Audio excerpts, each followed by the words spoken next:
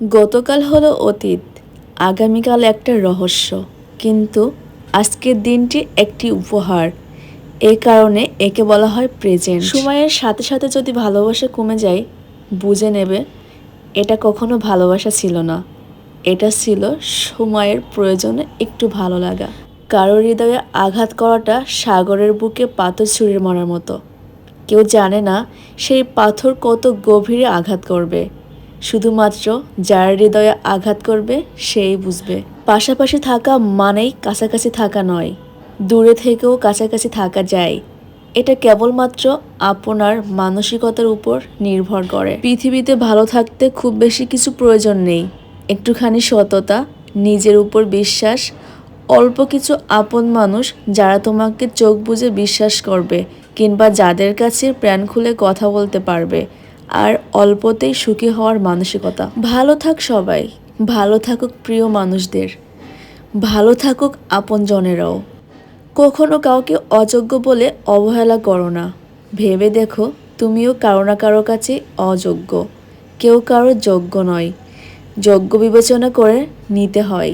তোমার ভুলগুলোকে নিজের সাথে বহন করো না, সেগুলো পায়ের নিচে ফেলো এবং সেগুলোর উপর ভর দিয়ে সামনে এগিয়ে চলার কাজে ব্যবহার করো। একটি ছাতা হয়তো বৃষ্টিকে থামিয়ে দিতে পারে না, কিন্তু তা আমাদের বৃষ্টির মধ্যে দাঁড়াতে সাহায্য করে।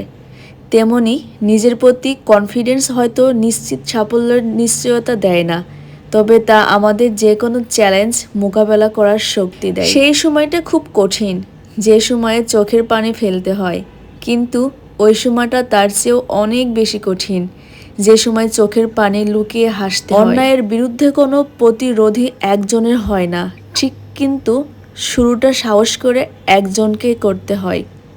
বাকি কাজ শুধু তার পাশে দাঁড়িয়ে যাওয়া। মন ভালো করার জন্য খুব বেশি কিছু দরকার হয় না, প্রিয় মানুষগুলোর একটু হাসি যথেষ্ট। কাপড় রঙিন করতে হয়তো রঙের প্রয়োজন হতে পারে, কিন্তু জীবন রঙিন করতে রঙের প্রয়োজন হয় না।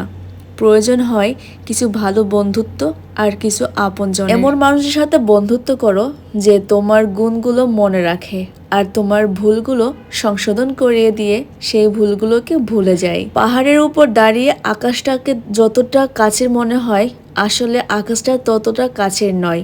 তেমনি আপাত দৃষ্টিতে কোনো কাজ সহজ মনে হলেও বেশিরভাগ ক্ষেত্রেই তা সহজ নয়। মানুষের মন বড় জটিল, যেটাকে বুঝতে হলে তোমাকে অনেকটা সময় নিতে হবে।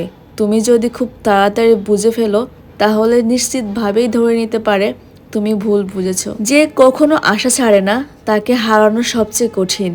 তুমি তাকে ভেঙে চুরে শেষ করে দিলেও সে আবার উঠে দাঁড়াবে। তোমাকে হারানোর স্বপ্ন দেখবে ঠিক মৃত্যুর পূর্ব পর্যন্ত। জীবনে দুঃখ হতাশা থাকবেই, তাই বলে জীবনটাকে হতাশার মধ্যে ডুবিয়ে রাখা ঠিক নয়। সময় থাকতে চেষ্টা করো ঘুরে দাঁড়ানোর। অবশ্যই তুমি সফল হবে, কারণ চেষ্টায় সফলতা বয়ে আনে। তোমার হাসি যেন শুধু তোমার ঠোঁট থেকে নয়, মন থেকে যেন আসে। একটি প্রেরণাস্থল হাসি তোমার সম্পর্ককেও অনেক গভীর করে দিতে পারে। আমার কথাগুলো কেমন লাগে আপনাদের? যদি ভালো লেগে থাকে আমার পেজটা সাবস্ক্রাইব করবেন, ফলো দিয়ে পাশে থাকবেন। সবাইকে ধন্যবাদ। আজকের ভিডিওটা এই পর্যন্ত। আল্লাহ হাফেজ।